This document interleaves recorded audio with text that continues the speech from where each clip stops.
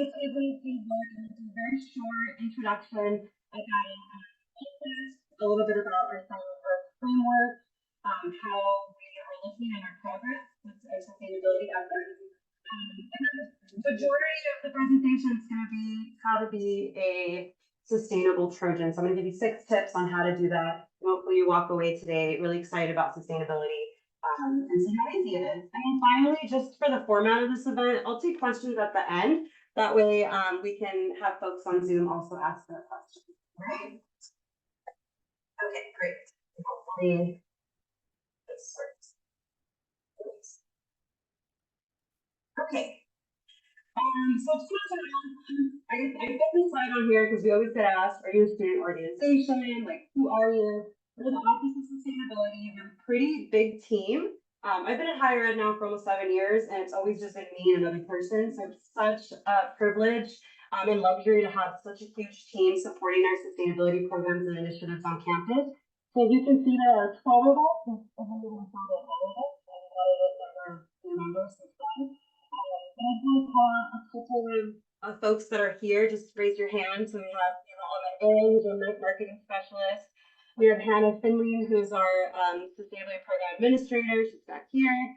And then Evan is our digital media and visual design specialist. And then who else knows? And our amazing hub PCF interns, Kira and Julian are also here as well. So just wanted to call them out. Next thing I'll say about is our assignment growth framework. So what really guides our work here on campus, and that's our assignment sustainability framework. And the real goal for that is to create a healthy, just, and developing campus and world. And it's really going to guide our work from now through 2028, which is probably about Olympics. We're going to come here in Los Angeles. So very exciting. This framework consists of a number of things that I'm going to talk about in the next slide. It was created by the USC Presidential Working Group for Sustainability and Education Research and Operations. It was also created in development of other campus communications, for example, organizations that were involved in the creation of this framework. It establishes a vision, aspiration, and goals across all different domains. Again, oh my gosh, thank you. Okay, education, research, equity and inclusion, operations, and engagement. Okay. So what are some, again, this is a pretty, thank you. Maybe the other one as well, so they can hear me on that side. Do you mind doing that one as well? Yes. Thank you, Kira. Yeah, that's perfect, Kira. Thank you. Okay, so this framework is pretty dense, but because today's presentation is mostly about giving you very tangible actions, I'm just going to go over some quick key goals of the Assignment Earth framework. Number 1 is we want to reach climate neutrality by 2025. And the way we're going to do that is by minimizing our Scope 1 and Scope 2 greenhouse gas emissions. Those are ones that we get from purchased electricity, gas, refrigerants, etc. And we're also hoping to minimize our greenhouse gas emissions by offsetting them with carbon offsets. We also want to achieve zero waste by 2028. That means that we achieve a 90% waste diversion rate. So we're diverting 90% of the waste that's coming into and coming out of campus from going to the landfill and then also incinerators. Another one is 20% I should say water reduction, not waste, water reduction per square foot of building space by 2028. And the facilities planning management, in partnership with a lot of departments here on campus, developed the USC Sustainable Design and Construction Guidelines. So every building that we put up has to meet these guidelines, and as well as landscaping as well. We hope to increase our undergraduate sustainability courses by 10 each year, in addition to introducing new majors, minors, and certificates that are sustainability related or sustainability focused. And we also want to double our sustainability research by 2028. And as I mentioned about Assignment Earth, we want to create a future that is sustainable and healthy and just for all. And one way we get to do that is by integrating diversity, equity, inclusion, and belonging into all of our sustainability efforts. All right, last thing about this, and then I'm going to give you those 6 tips that I know you're all on the edge of your seat for. So with that assignment Earth, we are making huge progress here on campus. And what better way to celebrate it than to be here on Earth Day? Since we've launched Assignment Earth, we have increased our core undergraduate courses by more than 140, our sustainability focused courses. And we have more than 6,700 students who have enrolled in these courses. Through the President's Sustainability Initiative Award, more than $1 million have gone towards research that is sustainability focused or sustainability related. Our scope 1 and 2 emissions that I talked about have been reduced by 43% since 2014. And that was largely due to our agreement with LA Department of Water and Power for the solar that we get from them. And then another way that we're meeting that climate neutrality goal is that since we launched the single-use plastic beverage policy last year, or 2 years ago at this point now, in July 2022, we have diverted more than 3 million plastic water bottles from entering the waste stream. And we have, talking about waste, we have more than 500 multi-stream waste diversion bins that have been installed. I'm sure you've seen some of our zero waste team coming into your buildings and installing them indoors, but we also have them outdoors. And lastly, the CARE Challenge provides micro grants for sustainability works that intersect with DEIB. And we also launched a online sustainability training for students. And we just a couple weeks ago launched the employee one. Anyone have had a chance to take it? Yeah. Yeah, amazing. And our Noemi here is actually featured in one of our mini trainings. So I'll talk a little bit about that training at the end because I'm really excited about that. But please take it. It's a really fun training to learn a little bit more about sustainability. And then just hot off the press, we just received STARS Gold rating. So STARS is the sustainability tracking assessment rating system, and it's basically this benchmarking tool that other higher ed universities use to track their sustainability progress. And we just completed our first one 2 years ago, I think at this point, and got silver. And so we resubmitted this year and we got gold. So hopefully in the next 2 years when we resubmit, we will get platinum, and that's the highest you can get. And not a lot of universities have that. I believe it was like, Hannah, you looked it up. It was like 12 other universities have platinum. So we want to definitely get up there. Okay, I'm just going to show a very quick video since our Chief Sustainability Officer could not be here today of some really fun sustainability stuff you don't see at USC. Hopefully this plays.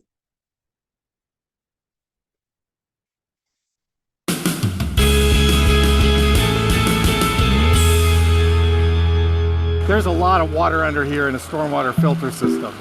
It goes as far down as that clock tower goes up. It's one of those things you don't see that's making USC more sustainable. In here we serve sustainably sourced food, and those leftovers get composted.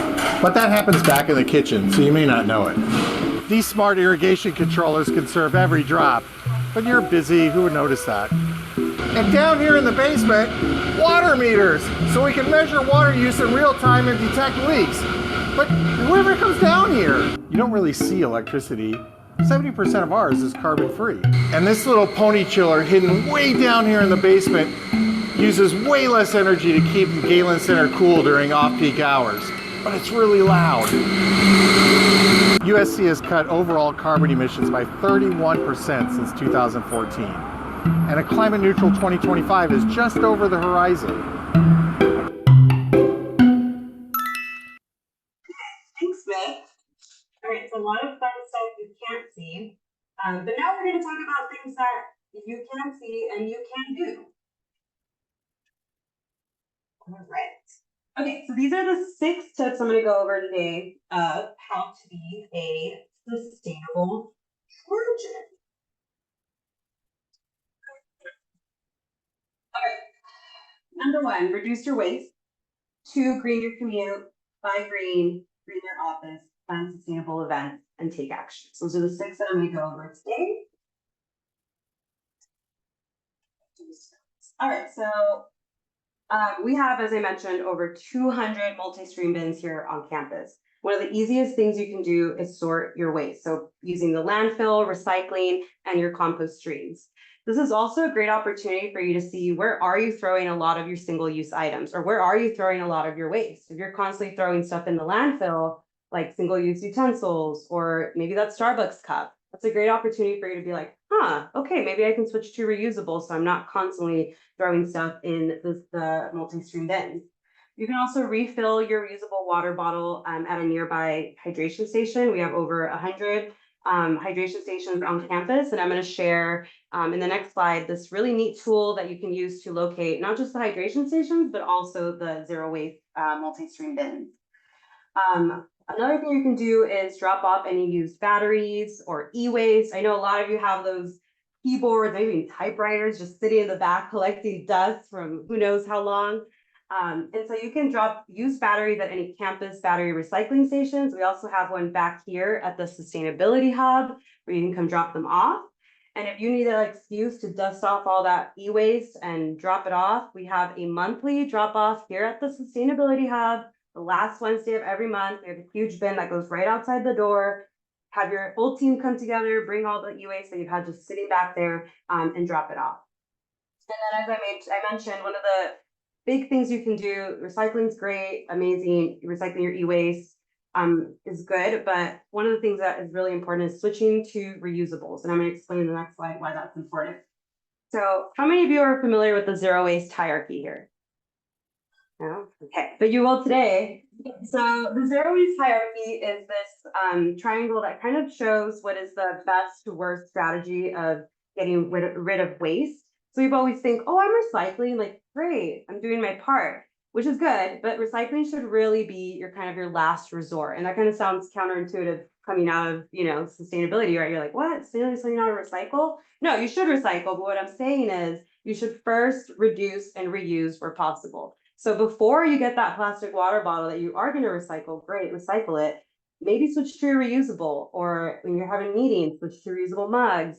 So reducing and reusing is the best strategy you can do. The example I give to is like, I have my reusable water bottle, right? This saves me not only money, but it also helps reduce my amount of waste compared to someone who's like, oh, well, Lily, I buy a plastic water bottle, but don't worry, I recycle it. This makes more sense. I'm saving money and lowering my carbon footprint. So here's that sustainability map that I mentioned. Everyone should download it, or not download it, access it. It should be an app, actually. Is Julie on this call? Julie's our data analyst, and maybe she can work with some students to make it an app. But using this map, you can actually locate all of our multi-stream bins, our hydration stations, battery recycling receptacles, all of that fun jazz in one spot for you to easily locate wherever you are on campus. All right, number 2, green your commute. How many of you take public transportation here? Amazing. Good job. For those of you who don't, that's okay. There's a lot of other things you can do, but maybe today actually might be the best day to explore public transportation because Metro and MetroLink are offering free rides today for Earth Day. But I'm going to talk about other transportation modes as well. So number 1, if you have an EV charger, sorry, not EV charger, an EV vehicle, you can charge it at any of the EV chargers using that map, both on the main campus and HSC. I think today also, Erin, correct me if I'm wrong, they're offering free EV charging today. So today's a good day to get an EV vehicle so you can charge it. But yeah, another thing that I don't have on here, actually, the credit union, I believe, offers green loans, and I haven't looked too much into it, but I think they have a loan program for electric vehicles that you should definitely consider, as well as solar panels and all of those type of green loans are available. You can also take public transportation. So we live in downtown LA. You have the Metro, MetroLink, we have the Exposition line right there. So it's pretty easy for you to take to get to campus. You can use the Traveler platform, which I'm going to talk about in the next slide, to find the best alternative transportation mode for you. And the most exciting one that I think gets people really like, okay, I'm convinced now, is to sign up for the USC Transit Subsidy. And that one is you get 50% of your transit covered by USC Transportation. So I'll talk a little bit more about this. And the reason I want to spend a couple slides on transportation is because that's what's considered our scope 3 emissions. There are commuter emissions, and they make a huge difference if we're able to bring that those emissions down. So as I mentioned, the transit subsidy program all staff and faculty are eligible to receive that 50% subsidy on the cost of public transit passes. And what those passes are, I will talk about shortly. The really neat thing about it is that it's pre-tax. You can enroll in the payroll deduction program, and it's all pre-tax money. So that's really good. Options include the LA Metro ePass, Metro Monthly Pass, the LA Department of Transportation Pass, and there's also a reimbursement program, because I know some of us might be like from the Inland Empire or coming down from San Diego. There are other programs for you to take advantage of. It's very easy. You go to the USC Transportation website and you go to the Getting Around tab, and then you just apply from there. All right, the LA Metro ePass and the LA DOT Pass. So for the Metro, you get to ride any Metro bus and rail. It also includes the Santa Monica Big Blue Bus, Torrance Transit. It's a $40 monthly charge for this, regardless of how many times you use it. So if you're just using it once a week, every day, it's $40 monthly. And then the LDOT Pass, the fees vary depending on how much you're loading onto your tap card. But you can also apply for a tap card, and you can use this on any of the Dash bus services. All right, Metrolink, for those kind of commuting from a little further away, you could take advantage of the Metro Monthly program. There are two different cards or programs. You have the Corporate Partner Program, which is a monthly pass on the mobile app, so an ePass, and then the Corporate Quick Card, which is a monthly pass on a physical card. They also have a really neat wizard or computer tool that you can use to find the best option for you for the best bang for your buck. So it's called the Price Finder Wizard, and you can take that, and it should remember this is all within the transit subsidy program, so it does cover half of it. And there's also senior pricing available for those who do that. All right, and lastly, like I mentioned, there are other subsidy programs that you can take advantage of if you're not within the kind of local area. The first one is kind of applicable for everyone who's under the transit subsidy program. You get 3 free daily parking passes per month in the O'Neill lot, Figueroa, Shrine, and Grand Avenue structure. So that's another further incentive.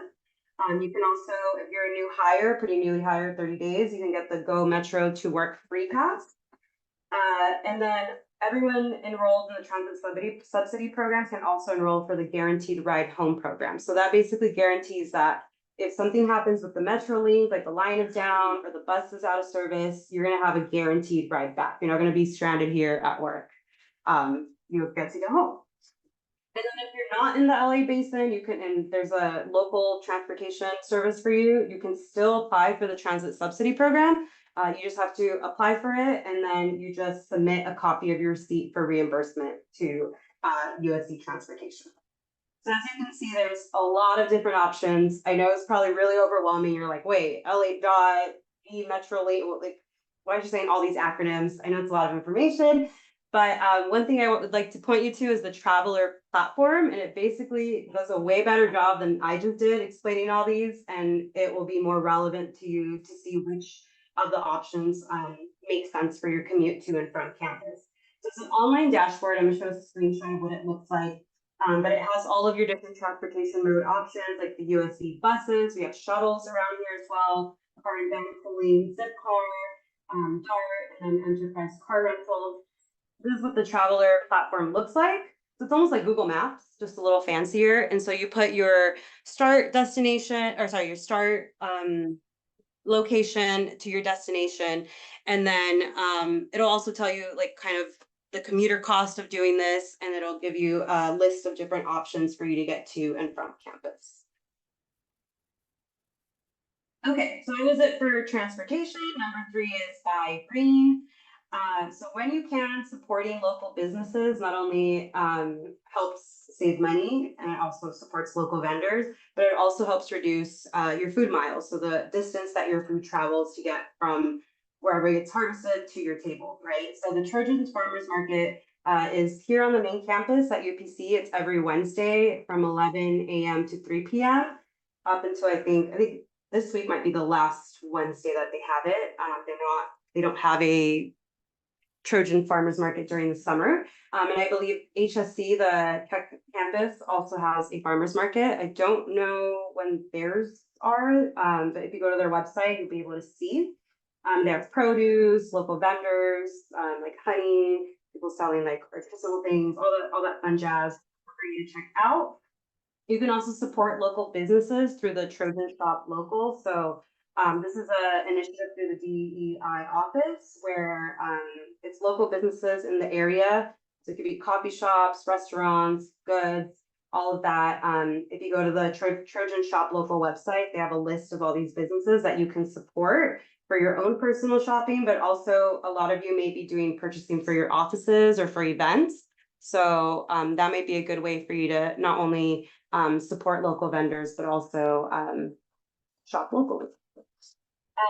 Finally, the USC Business Services, they have a website where you can check out a couple of guidelines for making sustainable purchases. So you can check out their Buying Green website where they have a list of eco-friendly products. And then you can also check for green certification labels and Energy Star labels. All right, number 4, green your office. All right, so this one's pretty like self-explanatory, but want to just go through them very quickly. So one of the common things that you can do is report any facility related issues to facilities planning and management. So they actually have a form on their website where you can put in a facilities related issue, like complaint form, like my sink in my break room is leaking, or the light isn't working, or my thermostat is like freezing and it's snowing in the office, whatever. So all of that stuff you can put through that form, and that helps. Adjust your thermostats to 78 in the summer and 68 in the winter to get the most energy efficiency. Use natural lighting whenever possible. So I'm a little bummed. Usually in here, when it's not gloomy like this, you get all this natural lighting and it's just so beautiful. Not only helps you with energy, but just makes you feel more productive, right? When there's natural lighting, when it's this kind of lighting, I feel like I'm at the doctor's, which is not where I want to be. So try to use natural lighting where you can. Fully power and unplug any devices when you're not using them. I like to fully unplug my power outlet over the weekend for my home office, so that just doesn't have any phantom energy going through. So just maybe send out a quick email to your office, say, hey, everyone, turn off your devices, especially during the breaks as well. So any winter or summer breaks when you're out.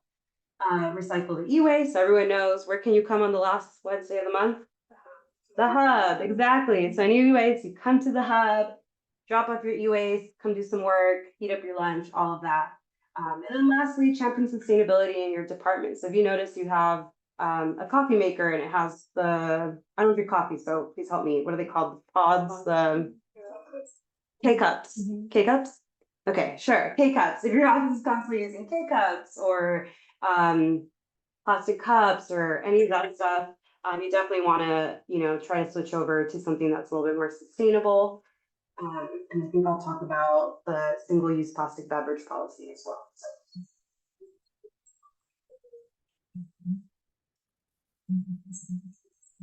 Let me go back to it.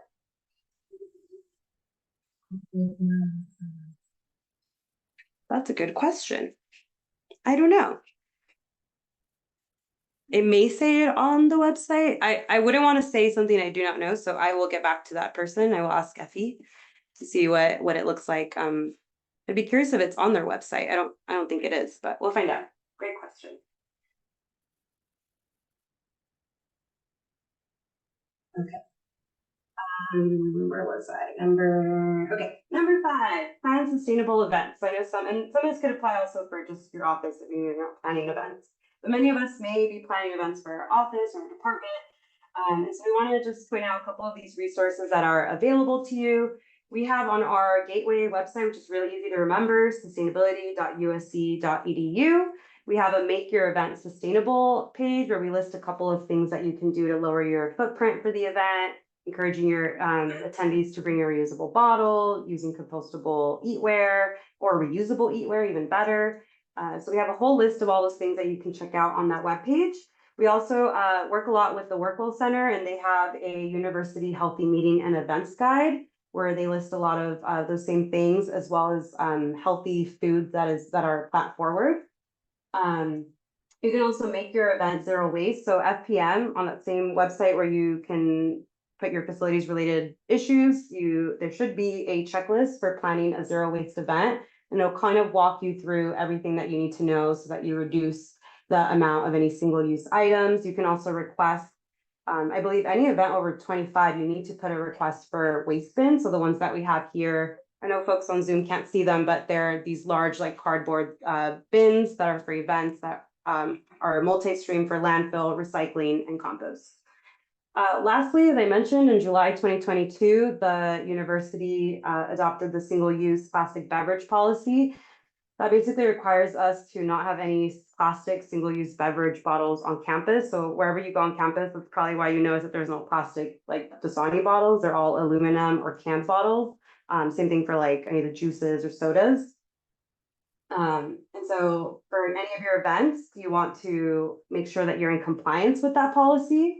So not purchasing any plastic water bottles, purchase the aluminum or the canned, or even better, have a large dispenser with reusable cups or compostable cups. Another thing I want to add there as well is some people ask me about boxed water. That's not any better. That's what's called greenwashing. You're like, oh, it's a box, it's recyclable, great. It's paper, I can just recycle it. You cannot, it's a TerraCycle, it's also a carton, and then it's also lined with like a waxy material on the inside.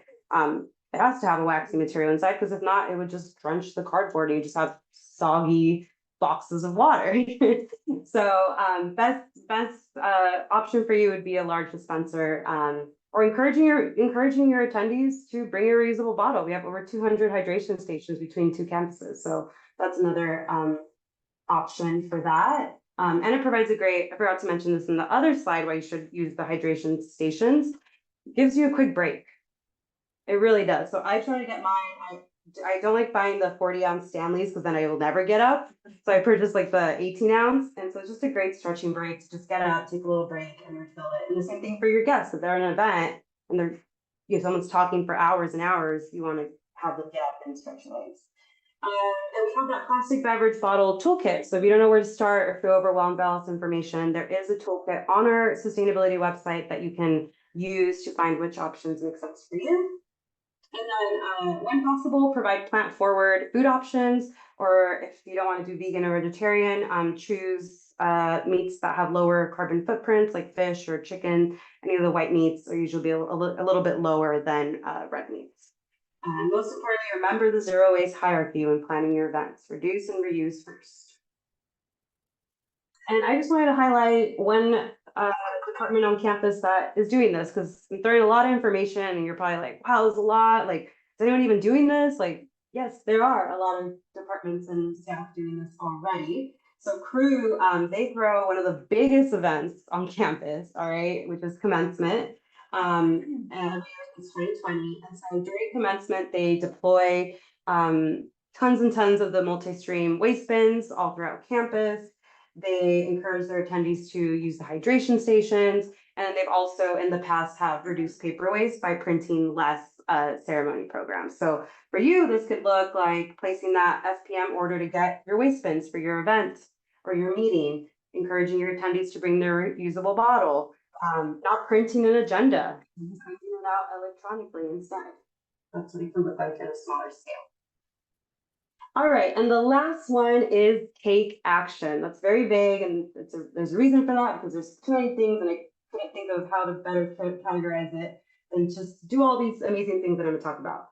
Number one is Evan just did an amazing job revamping our gateway site. So it's very easy for you to maneuver and navigate. We have these take action web pages that are specifically geared towards our different audiences. So we have one for students, one for faculty, and for staff. And basically everything I've kind of talked about today will be there for the staff one. So I encourage you to go to sustainability.usc.edu. Secondly, I'm very biased because we all worked really hard on this training, but our office just launched that employee sustainability training. It's available on Trojan Learn, takes less than 20 minutes. You can literally have it playing on the back while you're taking a break. and learn about what the university is doing with sustainability, what is sustainability to begin with, why it matters.